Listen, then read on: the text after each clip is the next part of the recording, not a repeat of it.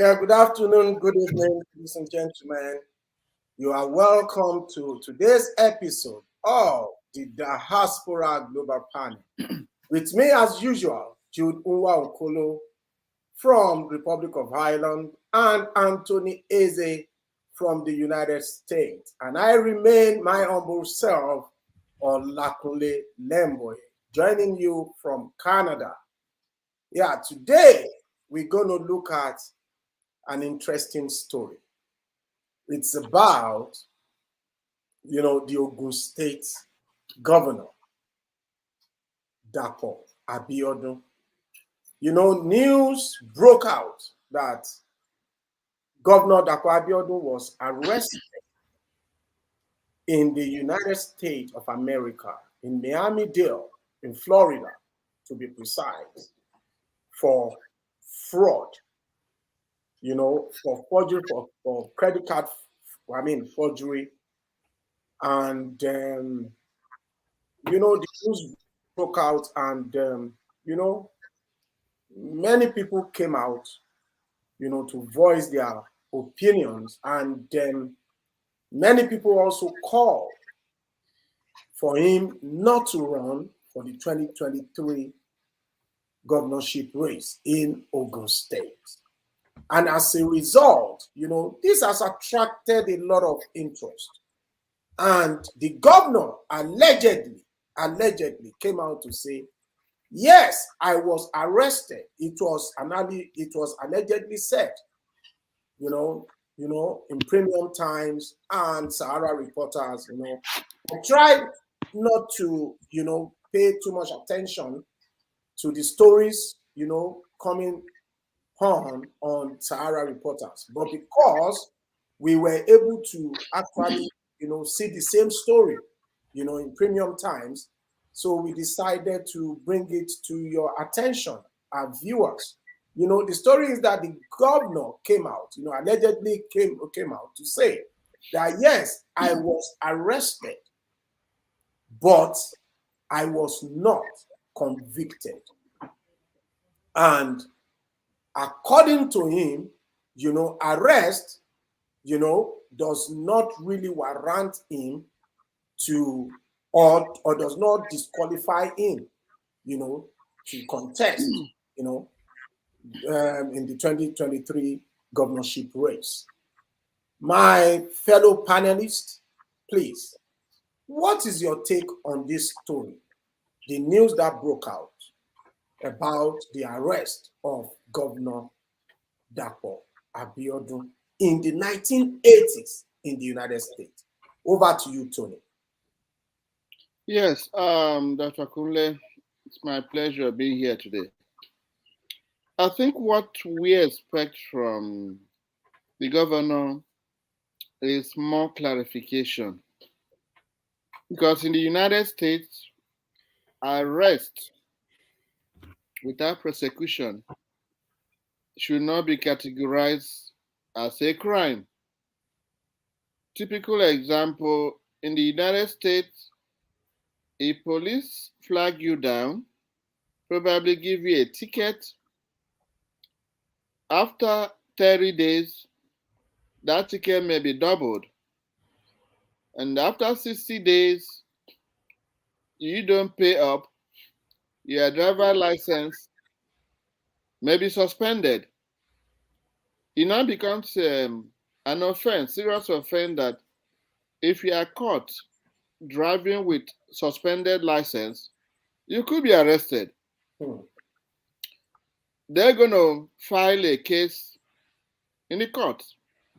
If you get to the court and you're a first offender, you can be discharged to go and settle your debt or whatever made the DMV to seize your driver license. If it's a scenario like this, the governor may be right, because arrest without conviction is not a criminal offense or an offense. So all that is expected of the governor is to come out and give explicit clarification of his position then. If it's ordinary arrest, that may not debar him from running. But from the piece I read, it appeared it was said repeated offense, meaning he must have committed the offense multiple times.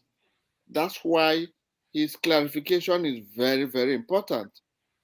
Because if this is a repeated offense with a J number, he needs to come out and tell Nigerians or people of Ogun State why he should run. And then put the record straight. We are not here accusing him of any crime, but we are urging him to come up and clear the picture. Let people know exactly where he stands, what the status of the arrest was he tried of any offense? If he was tried, was he convicted in any of the offenses? The voters need to know. That's my position. Thank you, Tony. I think that is a well laid out, an in-depth analysis of what I think we should be looking for.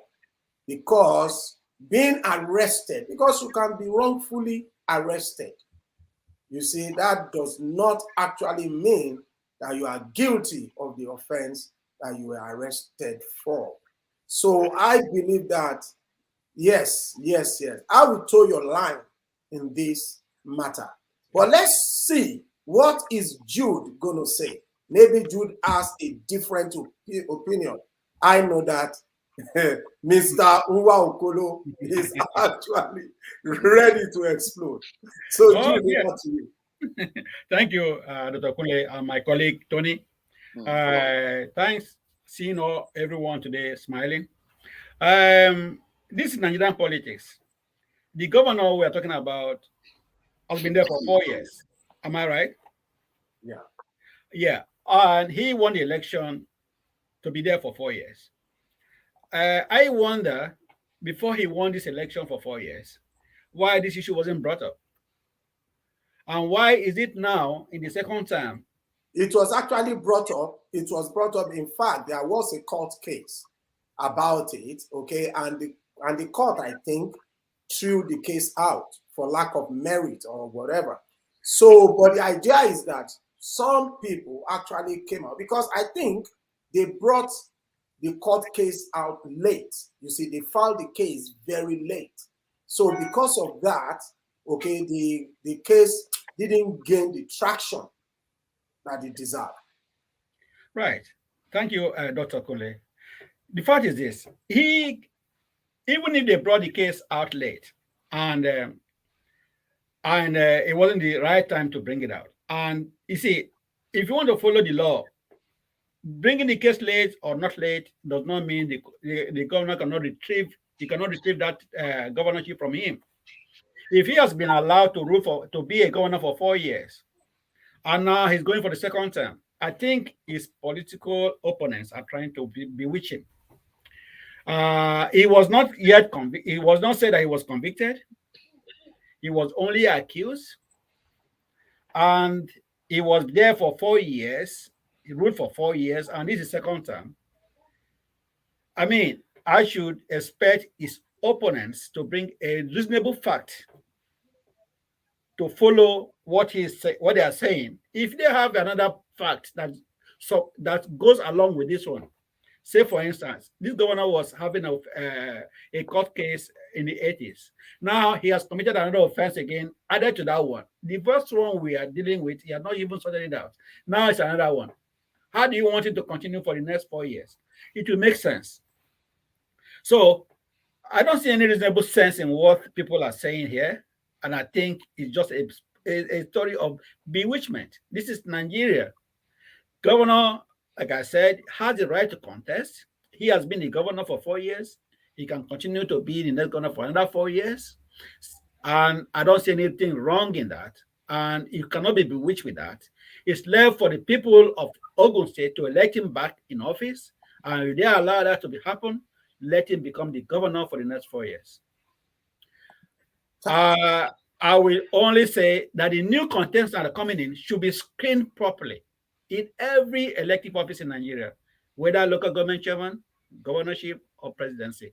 They should be screened properly so that we don't get repeated effects of what we are suffering now. Because we are in a mess in Nigeria now, and every part of Nigeria need to be addressed. This governor, for me, at this moment, should be left alone to contest. There's no reasonable reason for them to stop him from contesting. So that's what I have to say now, Kunle. Thank you, Joe. Yeah, I have a picture on the screen. It's a picture of one of the aides of Governor Dapo Abiodun, Abidemi Rufai, who was arrested in the United States of America for fraud, relating to the COVID-19 pandemic relief funds. He was alleged to have perpetuated a fraud worth about 350,000 USD. He has been arrested. The FBI arrested him, and I think he has gone to court. He has appeared in court, many times. Mr. Tony, this is the issue. Because when I was discussing this with a friend, he said that why is it that, this man is surrounding himself with fraudulent, like this guy, with fraudulent people. I when the guy said it, I tried to correct him and I said, listen, this is just a one-off case. The Abidemi Rufai, blah, blah, blah. But the guy insisted that, there is this adage that says, is it the she goat that goes around with a dog, will end up eating faces. Eating shit. So this is the point. People are like saying that why did he associate himself with this kind of people? And did he not screen this guy, before he appointed him as one of his aides? And I think this guy was a special assistant to the governor on environment, and this guy was arrested, for fraud, and immediately it happened, the governor suspended him. It was only an arrest. Okay, there was no conviction. So the governor deemed it fit to suspend him. So whereas when the allegation is leveled against the governor now, the governor said, I was only arrested, I was not convicted. But this guy too was only arrested when the governor fired him, when the governor suspended him. Tony, what do you have to say to this? I think the good news with this issue is that the justice system involved is the justice system of the United States of America. And this being the case, it's not a place where you thwart justice. So I think this should be left for the end result. I don't know whether this man has been convicted, the governor's aide. If he had been convicted, then we should have known the facts of the case. Because whenever things like this happen, it's just like where we discourage the youths from fighting for these politicians. Because whenever there is a problem, these politicians usually use them to clean out their behind by disassociating them. Even if in so many cases they are working for them. So my take is, number one, we need to wait for the end result of the American issue. Or are you confirming that this aide has been convicted of any crime? No. I think he's still in court. He's under arrest. Okay. He's still in court. But they have a very strong case against this guy. So The thing is that if the final litigation is the final verdict comes up, it will be a good yardstick to judge the governor. Mm. But in the interim, it's still a speculation. And what people may learn from this saga is that when you are working for any politician, do not, for the sake of poverty or whatever, commit yourself to crimes that may send you behind bars in foreign countries for years. Yeah. Because in foreign countries, you don't lobby. Mm. You Mm. don't use godfatherism to get out of the case.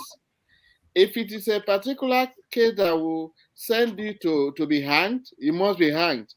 If Mm. it's a case that will send you to long jail term, you have to go in for it. Mm. But because of poverty problem in Nigeria, a lot of our youths are always being used, and Mm. they end up being the one that will lose. Mm. And in the case of the governor's purported arrest, Mhm. if the people of Ogun State will do what they did in Lagos State when Jagaban Tinubu was talking about his American degrees, the Mm. Lagos states were able to send delegates to discover whether the institution where he went was real or fake. Therefore, I will encourage the voters or the powers that be in Ogun State to. It's so easy in the United States to find out information. Mhm. Send delegates that will be able to dig out to either confirm that this governor was actually convicted or was it just ordinary arrest. We need Yeah. to deal with facts Yes, fact and figures. rather than speculation, Yeah. because we know the kind of politics We play. we play in Nigeria. If you cannot, if you cannot beat them, it's either you put them down or you join them. Yeah. So you cannot rule out the possibility that some opponents of this governor who discover they don't have strong evidence to knock him down out of the election may come out with various allegations. Mhm. And unless it's proved by a court of law, he remains innocent. It remains innocent. Thank you. Thank you, Tony. That's a wonderful take. You know what? You see, I think I subscribe to what you said. That, like what happened in Lagos, when there was some form of argument about Tinubu's qualifications. Yeah, the government sent delegations to find out the truth. And the truth came out that, yes, Tinubu actually graduated from the school that he mentioned.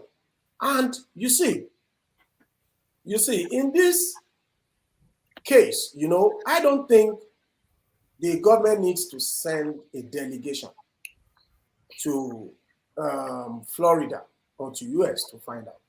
Because you can sit, in the comfort of your home and retrieve anybody's criminal record. Just go to Truth Finder.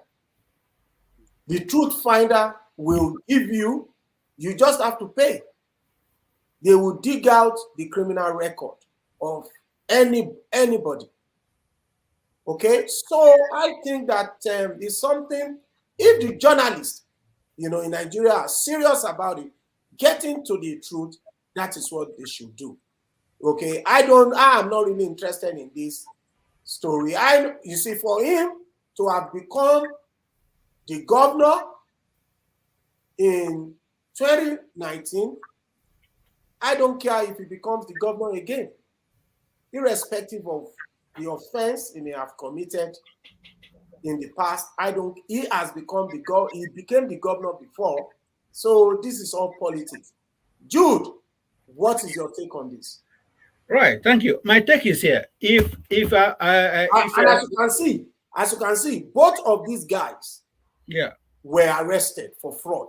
Yes, exactly. Okay, this guy currently arrested. Yeah, The Abidemi Rufai currently in jail in the United States. In jail. Yeah. And this guy, okay, the governor suspended him, like I said before, immediately. The governor did not wait to find out or to see if this guy actually committed the offense. He suspended him. And now the governor is telling us, listen, guys, I was only arrested. But from his actions, an arrest also carries a penalty.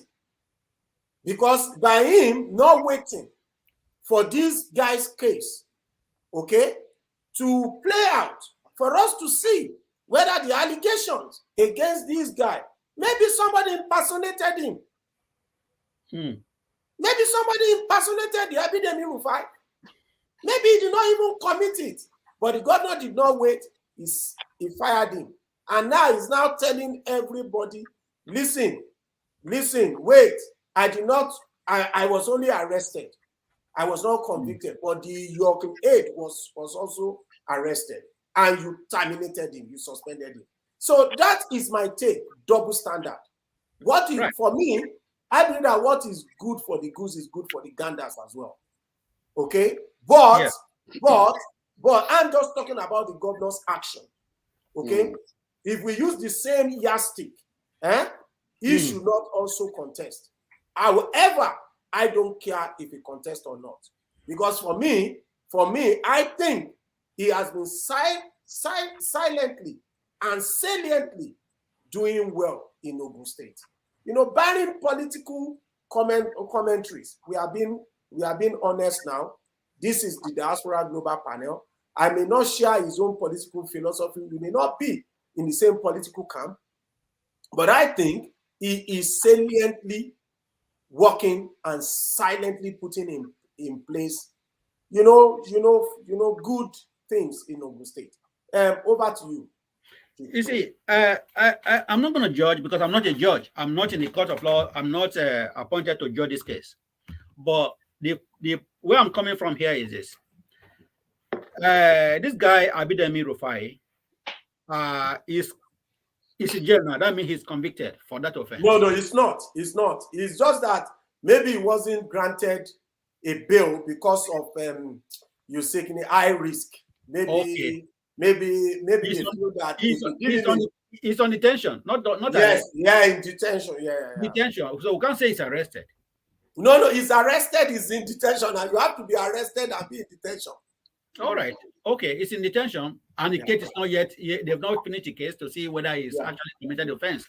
But the point people are trying to see from what I see here is that people are trying to say this governor is a little bit shady, and that's what people are trying to bring in here. They're trying to tell us this governor and his aide are actually doing the same thing.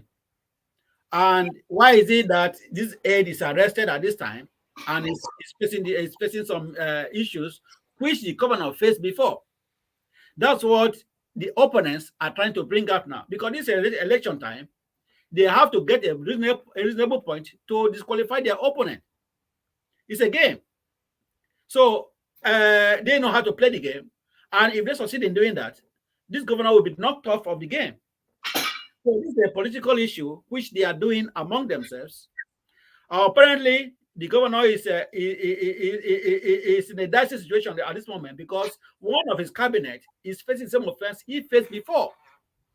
So the only thing there that can save this governor, if at the end of the day, if there's no judgment against his aide, he can prove him not guilty and he can be right according to law, according to paperwork, without us using our own brain. If nothing is here is done, saying that they have committed offense, they are free to go and they are free, both of them are free to contest any office. They are free to assume any political position in Nigeria because they are not convicted. So, but at the moment, it's left for Ogun State people to actually look at them and, figure them out character-wise and see if this kind of people are going to vote in. If this governor is kind of governor we're going to vote in, people around him are look shady. But they're not yet convicted. But I should say that people of Ogun State should not use the yardstick of having a case like this and condemn the governor because he has been there for 4 years. He has been doing well in the Ogun State. And since they have had him in the 80s of offense, and he has not, after the 80s, about 36 years ago, there's no other offense against this governor. It should not be used against him. That's what I'm saying here. Let's leave everything according to the law. Let the course of America take their course. And at the end of the day, if they convict his aide, then they can revisit the case again because it's democracy. It can be revisited anytime. And the governor can as well be terminated from his office. I would just let me add up here that, like you pointed out. Please, can I just add here? Go We allow our audience to call in now to contribute to this discussion because we are live and we want Nigerians to call in and join this discussion. All right. So what I will try to add that we started well by saying we are not judging any person here. There are a lot of privileged information those in government might have, which are not there for the public consumption yet. So, and most government or most politicians want this kind of accusation comes up from any of their aides. Silence means acceptance. Yeah. So whatever the governor did, if his hands are clean in suspending this aid, he did the right thing. Unless subsequently it's proved otherwise that he was playing game. Because if I'm in the governor's shoes and any of my aides use my connection to go abroad and commit crime, that's the first thing I'm going to do. I'm going to disassociate myself with you. But when you come to Nigerian politics, all that glitters is not gold. Oftentimes they do this in order to put the less privileged, less privileged, less popular non-politicians, they use it to kind of clean up themselves. But until then, they all remain innocent. And that our belief is that other states will borrow a clue to this. Search out the past of most of these our aspirants. The earlier we discover them, the better for the state, and equally better for the whole nation. Because this is a typical example where somebody, a governor, probably was accused of being arrested or being having committed a crime somewhere, and nobody was able to discover it, and the man has ruled for 4 years. Yeah. It's like, if this story is true, it's a case of negligence by the people of Ogun State, where you have highly influential and highly educated people, that this can happen under their watch. So let's hope that the investigation will come out and then let us know who to blame. Ekunle, mute yourself. I believe that the onus is on our journalists, okay, to dig out the truth, because this is what investigative journalism is all about. You see, let them work. I mean, I implore them to work hard and dig out the truth about this. As of now, I stand with the governor, and I believe that it should be left alone to contest. It should be allowed to contest for the APC governorship race. And if he loses, so be it. And if he wins, so be it. Now, moving on to our next story, the PDP. You know, they did the screening of 17 aspirants yesterday. And out of these 17, 2 aspirants were disqualified. You know, I tried to dig how the names of the 2 aspirants that were disqualified, but I couldn't find anybody. You know, there was no paper that carried the story. So I don't know the people that were disqualified. I don't know whether you guys have an idea of the 2 aspirants that were disqualified. Jude. Probably our audience might call us and let us know who are they, because myself I've been in trying to find out. But from source, I discovered that the PDP themselves do not want to release the names of disqualified candidates, because they are still working in the inner caucus. And until that is finished, until they announce it themselves, nobody have the right. Nobody can come out and say, "These are the people that are disqualified." Okay. So we are all in limbo. It's true. It's true. It's true. So, Yeah. Tony, any ideas? Not really. You see, that's what we call for transparency. Okay. Any guess? Any guess? Not really. I don't have any guess in mind, because this is what You are a medical man. You are not in the business of guessing. no, the thing is that they don't provide you the data for you to even make an educated guess. Yeah. Everything sometimes in the Nigerian political system are shrouded in secrecy. Yeah. Because they know how to play the draft. If it's in foreign country, this will be on your national television. You don't need to go and research. It's going to be falling out there in the news. In fact, the daily running of such validification or assessment will be right there on the news. So let's play along and see what they will come out with. But another thing I would like to add is that the main issue at the moment, from what we are saying there in PDP, is that Wike especially is urging that the nominees, the presidency should be zoned to the south. And he is so furious that the constitution says that this time it should be going to the south. And the PDP has not yet announced whether this is going to the south. So we are here waiting for this two. We are waiting for two results now. Is it coming to the south, or is it going to be open to any candidate? So these are the two things we will be waiting for to hear, probably today or tomorrow. Okay, thanks a lot for that. Yeah, yes. It remains to be seen, what the PDP is going to do. But I strongly believe, this is my honest guess. My honest guess is that Atiku Abubakar is going to emerge as the PDP presidential candidate. That is just my own guess. I don't believe in beating around the bush. It's just my gut feeling. And let's wait and see. Yes, we move on to our next story.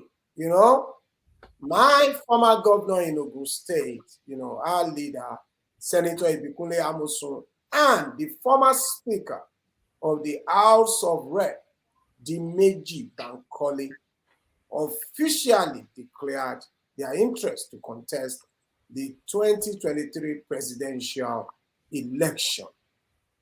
Yeah, these are, heavyweights, so to say, in the politics of Ogun State.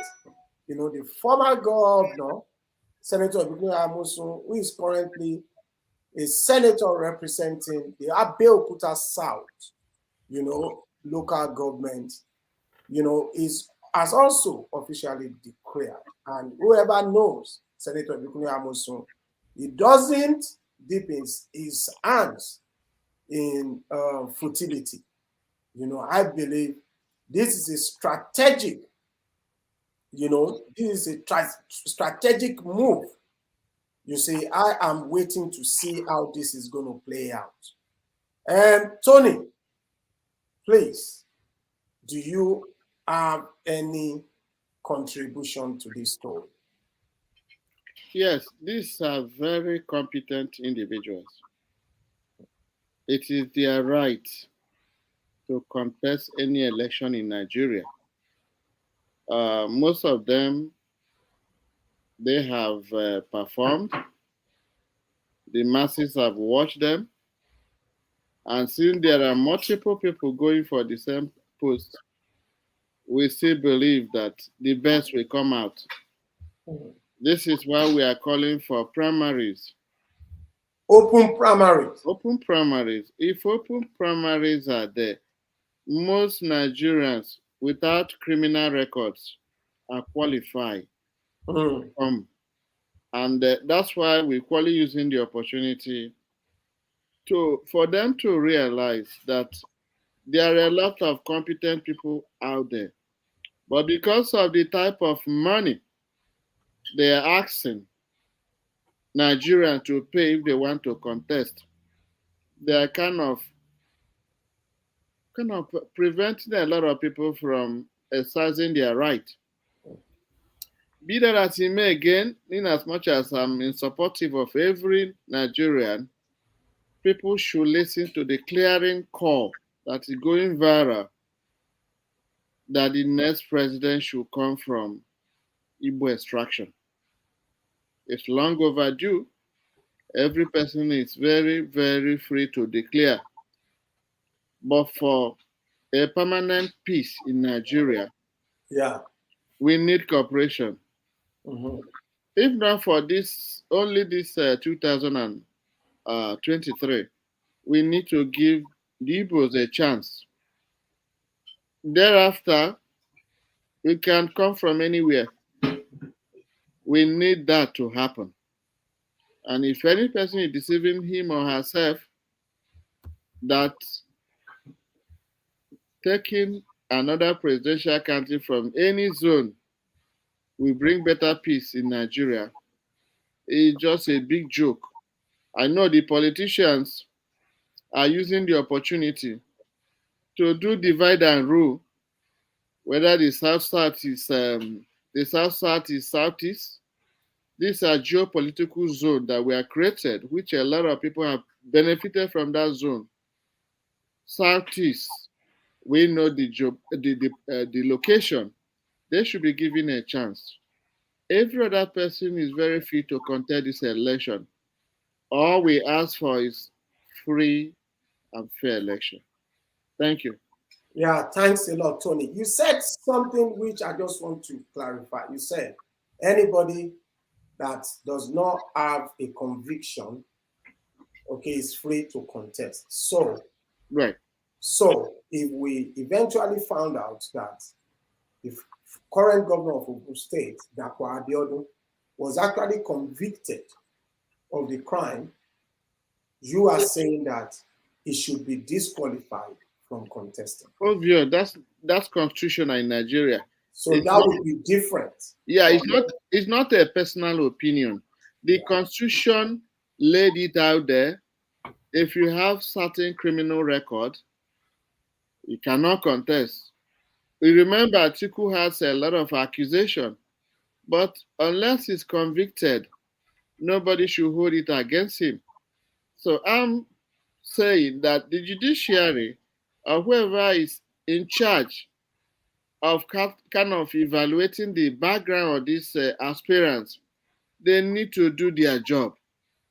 Because it appears what happened in Ogun State, in the case of this governor, some people did not do their job.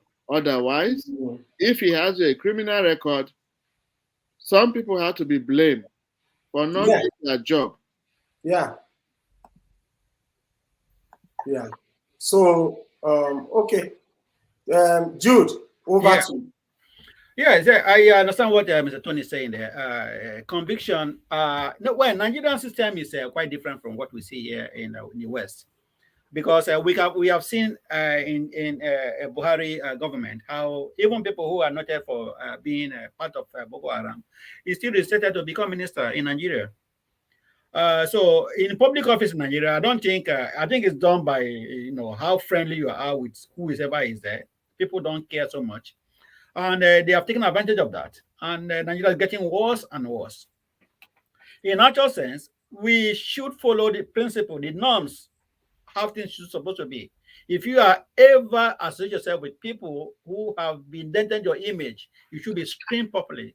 And if you are convicted, you should be taken out of the public office. But in Nigerian case, it's never like this, because Buhari case has shown us a lot of things there. We are talking about insurgents. People are killing Boko Haram bandits and stuff like that. And still, as I was saying there, a minister who was linked to be part of them, who was said he has been pardoned, God has forgiven him, he has repented, is still serving in the government. I mean, it gives others who have committed offenses to come and say, yeah, we want to participate in the next election. We are in trouble in Nigeria. We see, I don't know how we are going to come around this saga we are going in round and round. 2023 is approaching. Who's going to bail Nigerians? Who's going to bail the common man who are suffering this? So we don't know who is convicted, who is not convicted, who has a case, who people, those are even having fraud cases are being forgiven and they are set free. And they are, when they are set free, that means you allow them again to come back to contest an election. I mean, if you release somebody from jail, he was arrested, like we said 2 weeks ago. Governors, the people who stole about billions were released by pardon by the president. So are you going to tell them that if they want to come back in the next 4 years to say we want to be a contest for minister, are you going to say they won't put them in? I mean, this is where we are coming from. Offense in Nigeria doesn't mean anything to anybody anymore. You can commit any crime, steal money, and once you are freed by the presidency, you can come back and survive for any. If you are pardoned, it's like it's all your sins are wiped. I wiped away, and that what exactly. Exactly. This is that's what we are into this problem. Let me tell you what a constitutional lawyer said. Constitutional lawyer said that it's only a felony offense, that occurred within the last 10 years that could actually prevent you from contesting, from being or that could prevent you from contesting an election in Nigeria. That is what the law says. And because Dapo Abiodun did not commit a felony, even if it was later found out that this man, was convicted of that fraud, that the man could still contest the election. So that is it. So that has put paid, but is now a matter of honor and integrity. Okay, that would like what we see in the advanced country when somebody is alleged to do stuff, you just say they will just resign. They will just say okay. But I believe that if the governor, was found to have committed the offense and convicted, he should not contest because we have better candidates, better people, you see that can fill that role. That is just my take. But barring any proof of conviction, I believe the guy is doing well. Let him continue in office if he so wishes. Yeah, thank you. We are nearing the end of today's program. We know that a lot of aspirants, are coming up. We mentioned Dimeji Bankole, who belongs to the youth class. When we say the youth class, I know that the guy is over 50, but he's still under 55. And I think that with that, he would represent, the youth of Nigeria well. My fellow panelists, what do you think about the candidacy of Dimeji Bankole, the former Speaker of the House of Representatives? Tony, over to you. Okay. Well, I don't know him personally. I don't know his history. Nigeria today oftentimes is not what you can do, but the structure on the ground. There are so many people, Nigerian politicians, very few, when they go to foreign countries, because there are checks and balances, they're going to perform. But that's the problem when you see some even Nigerians who live abroad, when they come home with all the knowledge and experience they gather from their place of abode, when they come to Nigeria, it's always difficult to perform. Mm, mm, mm. We had a case in Enugu State where a surgeon or a gynecologist who lived almost all his life in the United States, he came. The system, he had to play along with the system, and no reasonable achievement was made. These people, they have godfathers that put them in place, and they play by their rules. Mm.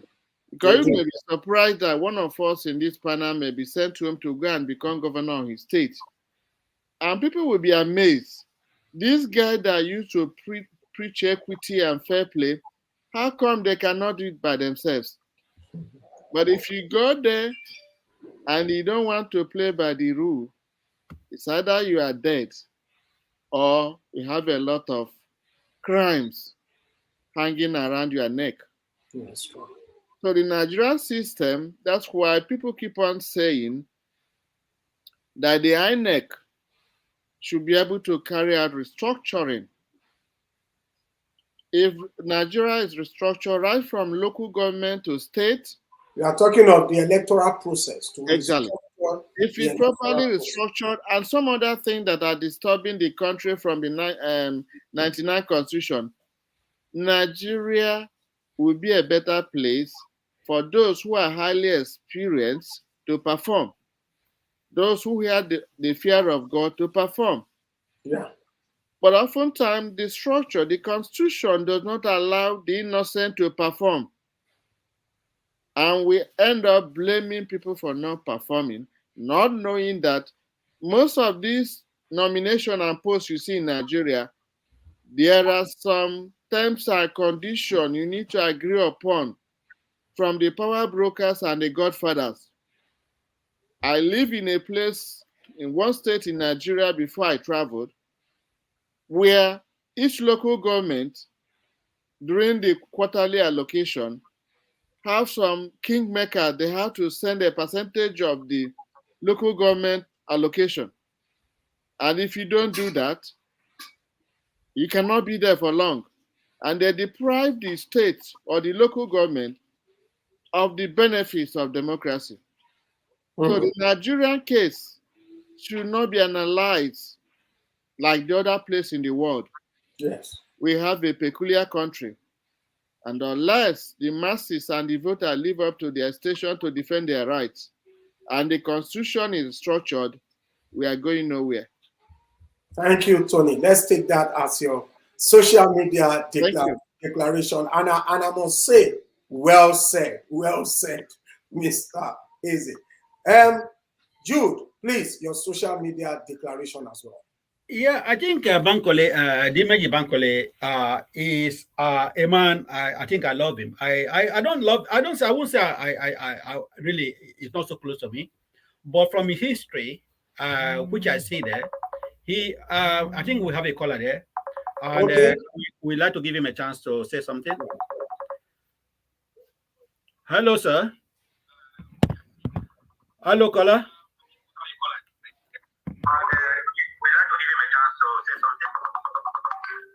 Hello. Is that a caller for us or your private caller? No, it's a caller. It's a caller coming. I think I made the wrong mistake. I chose the I pressed the wrong button. He's gonna call. Hello. Yeah, hello. Yeah, welcome, caller. Uche on the line. I'm calling from Moscow. I just listened to your discourse.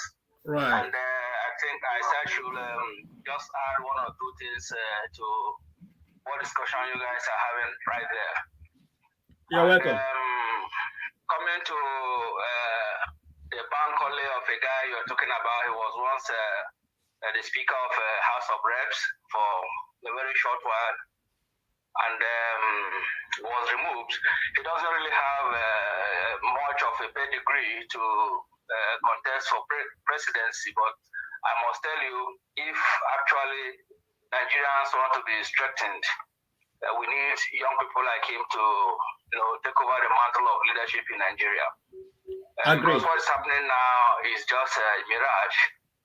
I must add equally, if you listen, I was listening to one program just some few minutes ago, the program they're having in Saudi Arabia on this Idul Fitr pilgrimage, and they were praying for Alhaji Bola Ahmed Tinubu in Saudi Arabia to be the next president of Nigeria.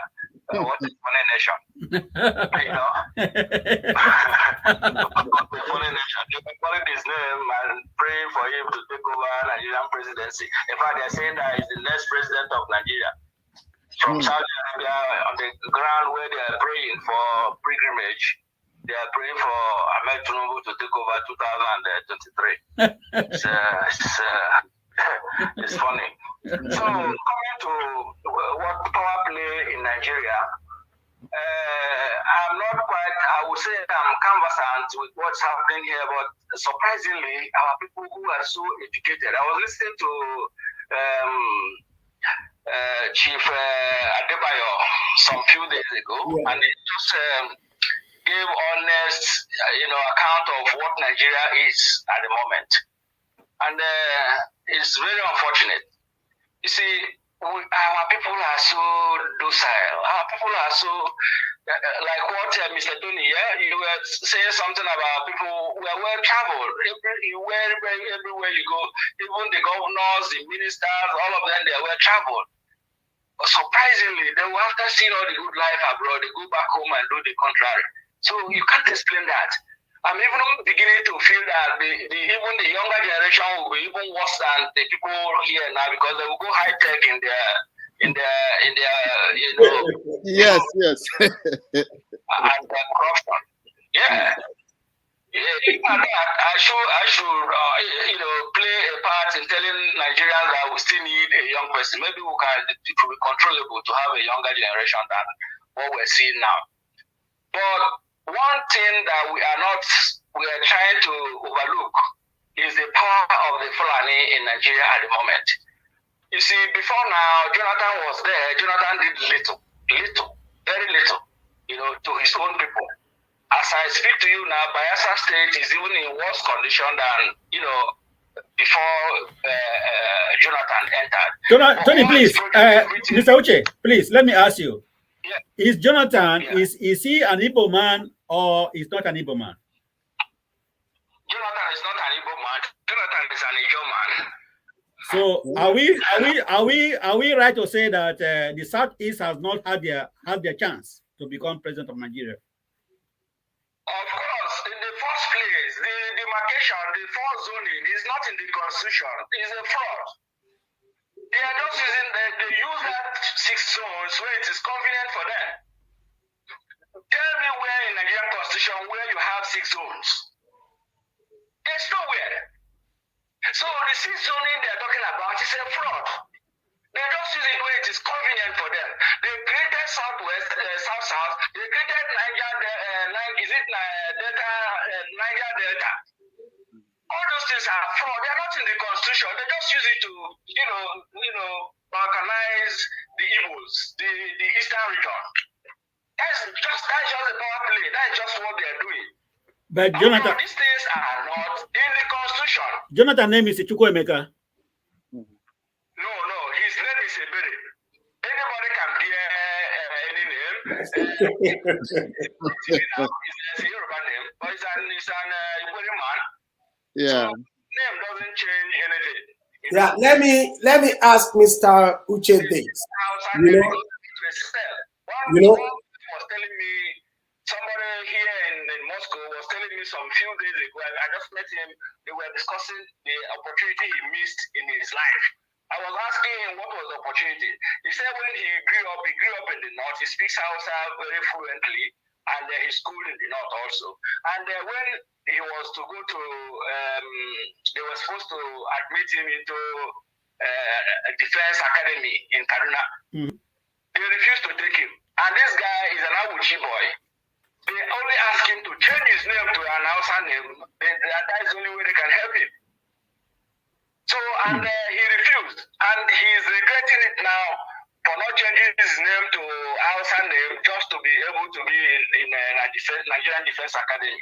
Wow. So you can imagine the plots we we're having in Nigeria now. You need to change your name to be somewhere. It's very pathetic, very unfortunate, but that is the situation we find ourselves in that country. Well, before I lose my points, why I actually called. You see, our people, Southerners, they are just fooling themselves to ever think that any of them will be president of Nigeria come 2003. It's not going to work. Buhari has shown Nigerians how to use power. Buhari came in on a platter of gold to transform the Fulanis. The agenda of 1960s is what Buhari is playing out right now. And they have made a lot of inroads into what they needed. They have succeeded in subduing some areas. As I speak to you now, you don't need to be told that the whole of Middle Belt is almost gone. They are killing people by the day. Nobody is held accountable for it. No, you cannot arrest a Fulani man now and he sleeps in the cell. It's not possible in Nigeria. So they have made a lot of inroad into the quest of their jihad. So bringing another Southerner is setting them back another 10 to 15 years. They will not allow it to happen. I can bet anything. They are just playing our people, telling this one, you will be the next president, you will be spending money, you will be the next. They know what they are doing. Buhari, the Fulanis cannot hand over this power 2003 to any Southerner. They have already said it. And they have the power. So let's not they are just using divide and rule system to, play around our so-called politicians, so docile, so stupid people, intelligent, learned people, unfortunately, but unfortunately, all these malams are using them to play game in Nigerian politics. Sadly, you will see it play out. Yeah. Who will not go there? They are just using him. Is it what's it called? Wiki. Who? Is it this Bankole? Bankole doesn't have, I can tell you 100%. He will not come out. They don't, all these people who are buying funds, indicating interest, they feel that, okay, after this presidential listen, to offer them something to do. That's all that they know. Okay. I will just quickly add, Ms. Uche. Yeah. All hopes are not lost. If you remember, I support what you are saying, but Nigeria can still do something. Nigerians defended their votes in Edo State. Nigerians defended their votes in Anambra State. Nigerians defended their votes in Ekiti State. Let's not lose hope. We can still make it. If all of us lose hope, we are giving the Fulanis a free ride. In your own position, wherever you may find yourself this election, defend your vote. Thank you. Yes. Let me just answer you. Your vote doesn't count. Let me just tell you. The people we are calling now, they pay homage. They knew before the election that they were going to be there because they signed. So it's not by their power. Soludo, you just mentioned Anambra now. When Soludo was in, trying to make this campaign, he used a lot of languages to support IPOP, to do this, that Nnamdi Kanu will be set free, he will work for it. The first assignment he was given as soon as he entered that governorship seat was to dismantle IPOB in Anambra State and to stop the sit at home. People are voluntarily doing. That is his first assignment. That was what they told him. That's why he was there. Unfortunately, he's finding it very difficult now. You see, truth must be said. Thank you. Thank you. Thank you so much. If you are thinking that your vote will count tomorrow, and this presidency is coming today, if you ask me, the most qualified person to be on that seat, if you ask me, is Peter Obi, no other person. Wow. He's not found wanted in any aspect of corruption in Nigeria. Otherwise, he wouldn't be talking by now. By now, they should have shut him up. But because he was not corrupt, his records were straight. Nobody else is not looking for him. DSS is not looking for him. And that's why he's proud to just go anywhere and say he wants to be president and campaign. Thank you. That's a wonderful take from our caller, Mr. Uche. Thank you for joining us. We really appreciate your take. You have provided Yes, us insight. It's just an opinion, my own personal opinion.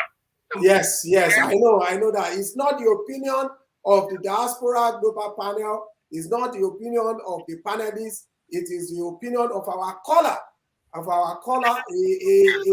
contributor, a well-informed contributor on our channel.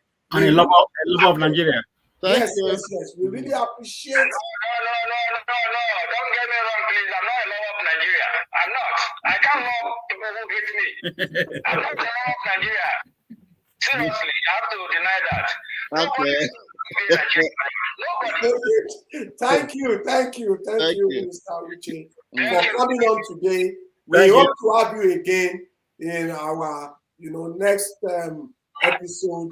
You have given us a wonderful insight into the happenings and the inner workings in the political setting in Nigeria. Thank you for joining us. Thank you so much. Thank you. Mm-hmm. So that's a wonderful take. And you see, I think that, like I said the PDP is going to present Atiku. And I've always said, whoever the APC presents, and I think they are going to present a Southerner, Atiku will come out victorious. And from what you're saying, sorry to cut it short. From what you are saying now, you are reflecting the point that if what Michause is saying here is right, that means Atiku might be the next president of Nigeria. Next president. I've always said it. That is my own gut feeling, and I believe that what Uche is saying. I don't want to talk about the agenda, the Fulanization, or whatever that Mr. Uche said, but I am thinking that his analysis in terms of who is going to be the next president of the country is spot on. Is 100%, in my opinion, correct. Okay, right. But then on the Diaspora Global Panel, we don't want to talk about the agenda of the president or whatever, but our callers are free to share their opinion. This is a platform for them. It's not our platform. It's a platform for them. Kunle, in a lighter mood. Another caller coming in, please. Okay, another caller? Yeah. In a lighter mood. Another caller is coming in. Hold on, please. Yeah, okay. I see. What is happening here? I can't get the call. Hello.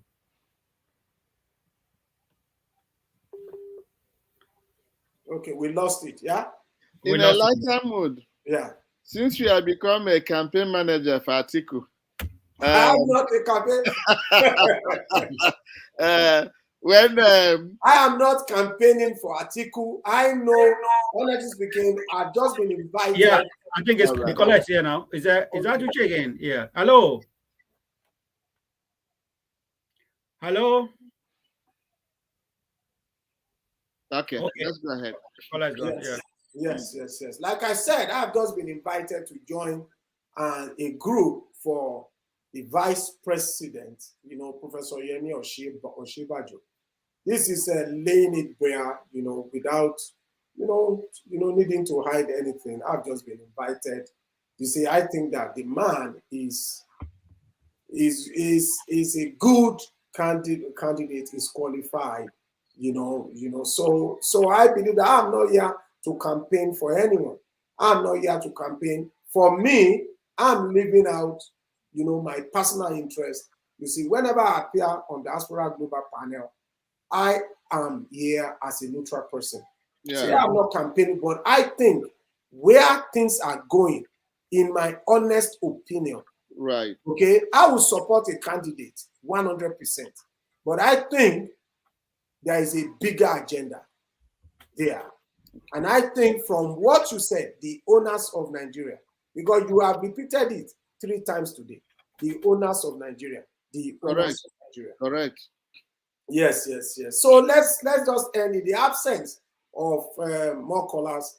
Let's just end today's program. I think Jude is off the program. A technical difficulty, I think, because he was unable to pick the last call. I think he's experiencing a technical difficulty.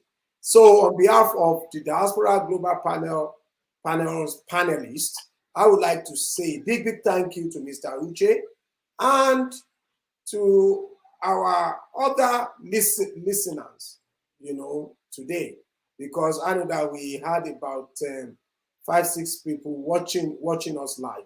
So we just want to appreciate you. We want to thank you for joining us. We want to really appreciate you.